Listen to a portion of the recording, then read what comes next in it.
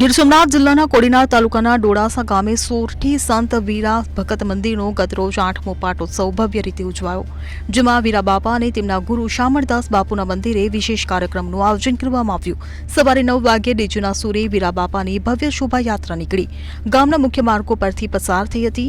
3 bus station વિસ્તારમાં ટૂંક સમય માટે વાહનોની અવરજવર આ યાત્રાને લઈ પ્રભાવિત થઈ હતી, તો શોભાયાત્રા બપોરે 11 વાગ્યે વીરા બાપાના મંદિરે પહોંચી હતી, જે બાદ આરતી અને તે બાદ વિશાળ બાઇક રેલીનું આયોજન કરવામાં આવ્યું હતું।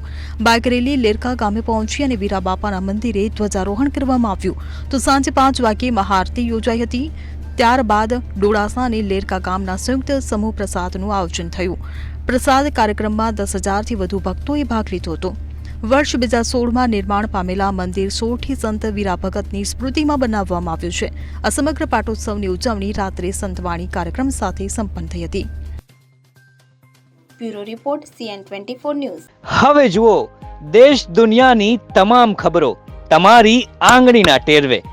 ઉઠાવો મોબાઈલ અને Google Play Store પરથી ડાઉનલોડ કરો અમારી CN24 ન્યૂઝ મોબાઈલ એપ।